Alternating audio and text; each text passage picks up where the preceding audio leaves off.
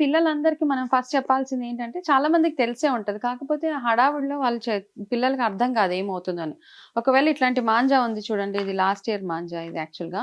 ఇది ఒకవేళ ఇక్కడి దాకా వచ్చేసిందనుకోండి, పిల్లలు పరిగెత్తకుండా వాళ్ళకి ఫస్ట్ మనం చెప్పాల్సింది ఏంటంటే, ఒకవేళ దారం ఇక్కడ ఉంటే గనక ఫస్ట్ వాళ్ళ చెయ్యి అడ్డు పెట్టి దీన్ని ఇక్కడ స్టాప్ చేయమని చెప్పాలి.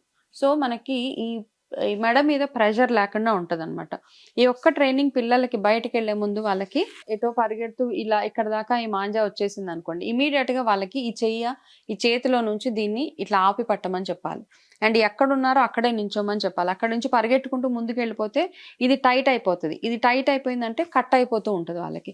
సో, మీరు చెప్పాల్సిందేంటంటే పిల్లలకి ఇంట్లోనే చిన్న డెమో చూసి పేరెంట్స్ ఇట్లాంటి మాంజా ఎప్పుడైనా మెడకు చుట్టుకున్నప్పుడు వెంటనే నీ చేత్తోటి లోపల నుంచి దాన్ని ఇలాగా హోల్డ్ చేయమని చెప్పండి. చెప్పి పక్కన ఎవరైనా ఉంటే వాళ్ళని పిలిచి హెల్ప్ చేయడము. ఎక్కడ నించున్నారో అక్కడే నించోమని చెప్పండి. ముందుకెళ్తూ ఉంటే అది ఇంకా బిగుసుకుపోయి కట్ అయిపోతూ ఉంటది. సో, ఇదొక చిన్నగా మనం ఇంట్లోనే పేరెంట్స్ పిల్లలకి చెప్పగలిగితే, ఇదొక చిన్న డెమో పిల్లలకి మనం చూపించగలిగితే, అట్‌లీస్ట్ వాళ్ళు ప్రిపేర్డ్‌గా ఉంటారనమాట. ఎప్పుడైనా ఎక్కడికైనా ఎళ్తుంటే మనం జాగ్రత్తలు చెప్తూ ఉంటాం కదా! సో, ఇది గూడా ఒక జాగ్రత్తనే. మాంజా తోటి ఎన్నో ఇన్సిడెంట్స్ లాస్ట్ ఇయర్ చాలా న్యూస్ ఒక 10, 15 కేసెస్ అయితే చూసాము.